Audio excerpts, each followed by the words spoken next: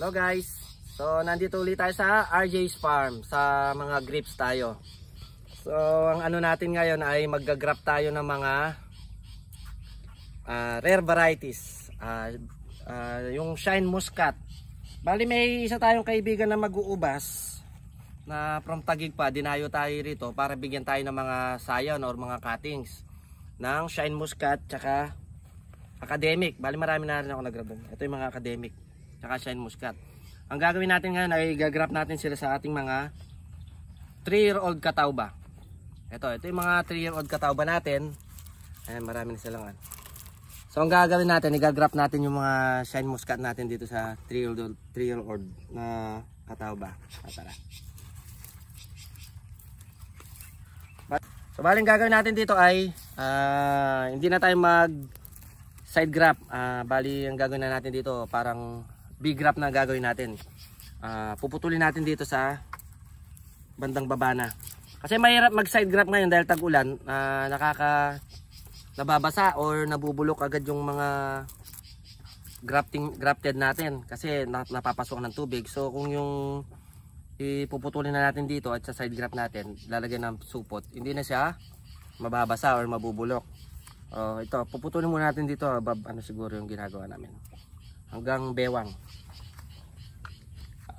So ikakat natin to mga abab sa bewang natin para konti na lang yung tataas niya, pwede na tayong mag cordon.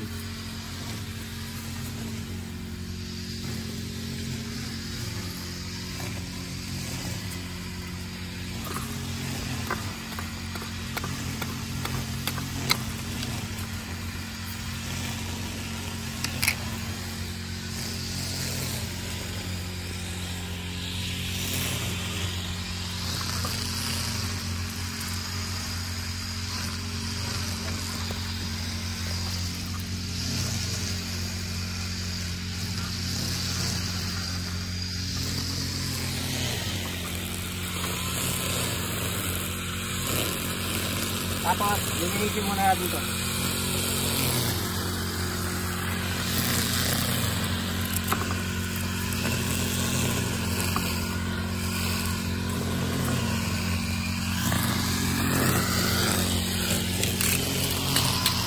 And then, ito pala yung mga sayon natin.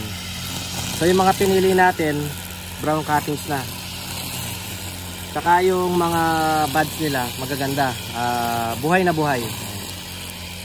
So, medyo maingay, nag-grass cutter si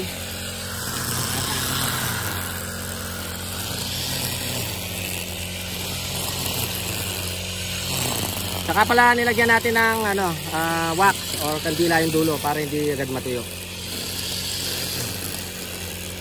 So ito muna,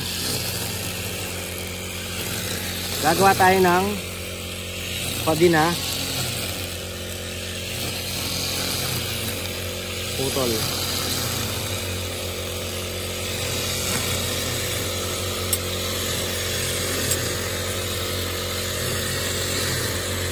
Wala, dapat manipis siya.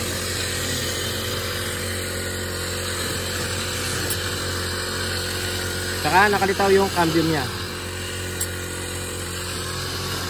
Kung mapapansin nyo, ayan, manipis siya.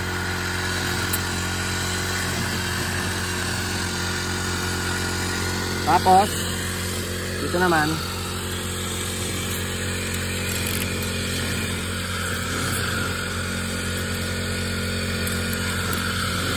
gagawa tayo ng pabi. So, ganyan. Dito tayo kukuha.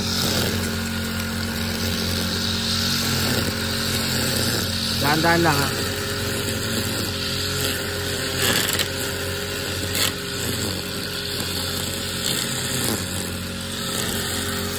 Pagka nakanyan, i-insert natin ito.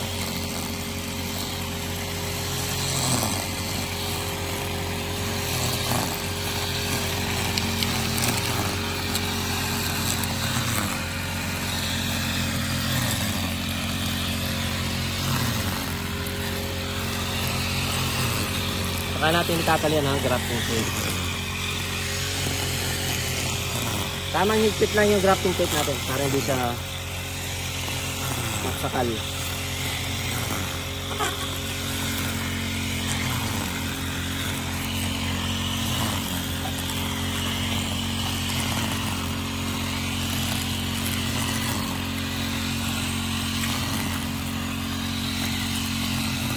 Tatakpan tong ano sa taas para hindi siya mabulok. Or pasukan ng tubig.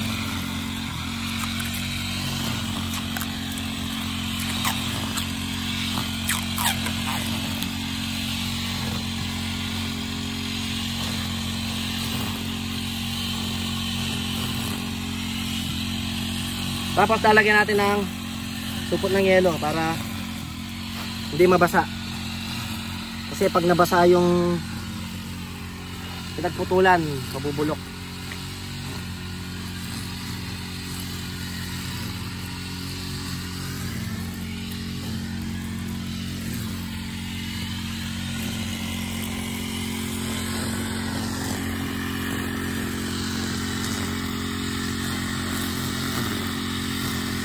Saka pagkatapos nyan, lalagyan natin ng sugat dito or hihiwain natin para doon lalabas yung discharge ng tubig. Kasi pagkaputol mo dyan, nagdi-discharge ng tubig para hindi malunod yung sayon or yung dinugtong natin.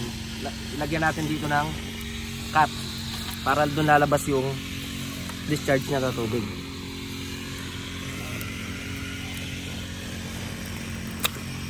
Yan. Papasin nyo mamaya, may tutulo yung tubig dyan. Ayan. Tapos linisin natin to.